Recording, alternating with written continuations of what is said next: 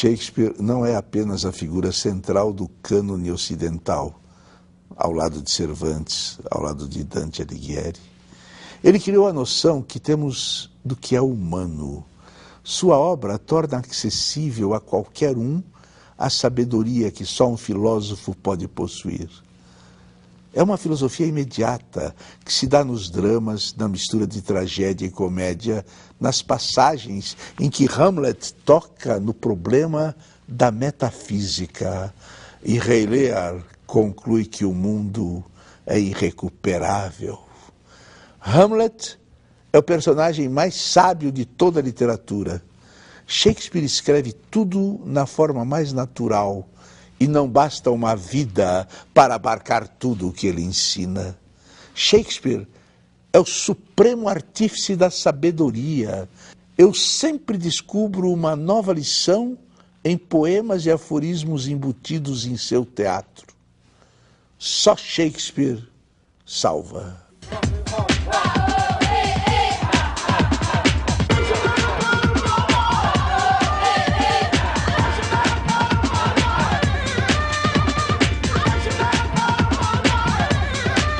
Um homem como o Brizola cria um CIEP, vem outro governo e não quer mais, e aí? Como é que faz? Então, a gente tem que mudar. Na verdade, são 5 coisas que impedem a gente ter uma boa educação. Essa é uma, a descontinuidade. A primeira é a cultura. O Brasil não é um país que dê ênfase à cultura. Nós todos. O judeu dá ênfase à cultura. Alguns grupos e países árabes dão importância. A Europa, os Estados Unidos não dá.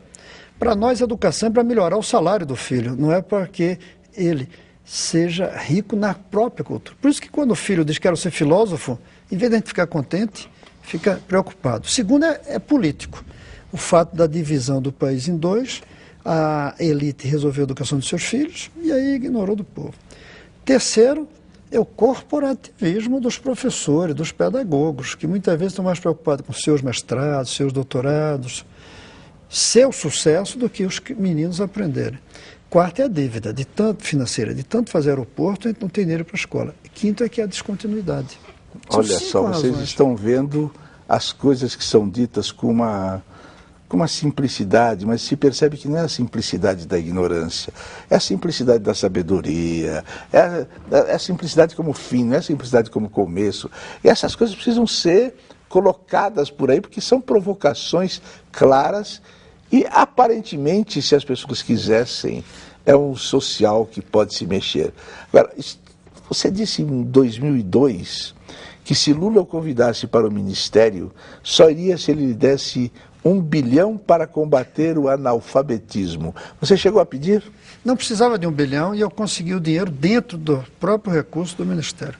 Precisava de 500 milhões por ano, que não é nada. Aliás, o orçamento desse ano tem 600 milhões previstos, mas não estão gastando. A última vez que eu vi... O que quer dizer isso, não estão gastando? Explica para mim. Todos os dias eu acompanho quanto o governo gasta em cada item, dos que me interessam, que é a educação. A última vez que eu vi, 15 dias atrás, tinha gasto 32% só dos 600 milhões. O que eu realmente disse ao Lula no começo é que eu queria ser ministro da educação básica. Eu sugeri a ele ter um ministério só para cuidar da educação básica e outro para ensino superior, ou juntar com ciência e tecnologia. Ele até aceitou, mas depois as pressões corporativas... Não se cheirava Paulo Freire em nenhum momento no governo do Lula? Cheirava porque a gente fez a campanha da alfabetização. Né? Aliás, eu acho que nunca se fez como a gente. Eu criei uma secretaria para a erradicação. É uma secretaria que diz, a secretaria vai durar 4 anos. Você sofreu muito quando perdeu para o Roriz a segunda eleição? Sinceramente, eu não lembro de sofrimento. Você chorou? Não. Entrou em angústia? Não. Deixou a nós? Não. Eu confesso que não, eu cumpri, fiquei aqui, terminei. Eu em 2 horas já reciclei minha vida, porque estava certo que ia ganhar. A Globo disse que eu tinha ganho. Aliás, é uma história engraçada. A Globo deu que eu tinha ganho pela pesquisa de boca de urna. Mas l'argent... E aí eu ia para o programa, o Fantástico, daquelas brechas lá. Aí eu estava saindo, quando eu vi uma pessoa que trabalha comigo, chama-se Zé Humberto, no computador. Eu fui lá cumprimentá-lo, domingo, trabalhando para mim. Aí ele mostrou que estava recebendo os dados das eleições, estava no computador e projetava. Quando eu vi aquilo, eu digo, caramba, não está fácil. Eu aí mandei dizer que não ia mais para a televisão. Foi a minha sorte. Senão teria sido na televisão. Agora, você acha que você deu certo do ministério? Certo em que sentido? Eu fiz o que era possível. No sentido de não se sair chateado por não ter cumprido o que pensava. Não, saí. Quando me perguntaram, eu estava em Lisboa, né? Eu estava indo para me encontrar com Lula em Nova Delhi. A gente ia assinar convênios e tudo. Quando ele me telefonou. Um jornalista perguntou, o que é que o senhor está sentindo? Na hora eu disse, eu estou sentindo um frustralívio. Uma mistura de frustração e alívio. Alívio porque eu via que não ia dar, não ia ser, eu estava brigando demais, não ia conseguir. Agora, frustração sim. Sobretudo eu queria ficar na história como o brasileiro que erradicou o analfabetismo no Brasil. Porque a educação, meu programa era até 2015. Então eu não ia ver, enquanto tivesse no Ministério, por exemplo, toda a escola em horário integral, que era 2015. Agora eu comecei, porque a gente começou de uma maneira bem diferente. É um pouco inspirado, mas de uma outra forma em Brizola. Brizola fez os CIEPs, escolas boas. A gente pegou cidades e disse, essa cidade vai ser, vamos dizer, o CIEP. A cidade inteira. Escolhemos 30... Esse ano vai ter essa cidade. Exato, esse ano são 32 no primeiro ano. A seguinte eu deixei dinheiro para 155. Depois era 250, depois 500 por ano. Então o William Shakespeare é um autor que em Hamlet diz assim, a minha cabeça nunca é o fato.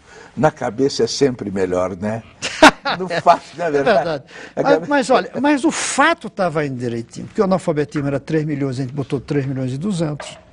Essa cidade a gente conseguiu 32, e foi bonito, porque eram cidades pequenas e que a gente fez um pacto de toda a comunidade, prefeito, vereadores, todos os partidos, o pastor, o bispo, de que isso vai continuar no próximo governo, por 20 anos. Se a gente fizesse isso em 15 anos, a gente teria toda a escola em horário integral, professor... Você não tem essa esperança, tem? Tem, eu não vou perder essa esperança, não. Claro que eu tenho. Junho de 2003, o próprio ministro da Educação, Cristóvão Buarque, disse que o governo poderia fracassar por excesso de burocracia e falta de dinheiro. Fracassou? Fracassou, mas eu não sei de onde tirou, mas era isso mesmo, mas tinha outras duas coisas. Era burocratismo, mas não era o governo. Eu fiz uma reunião com toda a minha equipe e disse, olha, nós aqui temos que vencer 3 inimigos. Era burocracia, a perda do sentimento de indignação com o que está errado, que é o pior. Você se acostuma, entendeu? Você chega lá para botar a menina na escola, mas aí não consegue, você vai se acostumando. E o deslumbramento com o cargo. 3 coisas. Aí eu disse, e dinheiro? Mas dinheiro é o mais fácil. Agora, essas 3 coisas que matam os governos progressistas. A burocracia, o deslumbramento com o cargo e a perda da capacidade de indignar-se. O presidente tem que dormir chorando todo dia enquanto tiver uma menina prostituída. Cristóvão, a gente vê as pessoas falando, de repente, aquela mediocridade, aquelas palavras repetitivas, mas sempre com Vossa Excelência e Vossa Senhoria. Eles não percebem que essa falsa seriedade, ninguém acredita.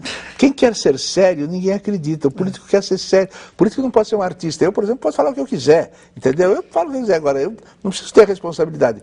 E eles que querem ter responsabilidade, parece que não têm, e eu que não quero, parece que eu tenho.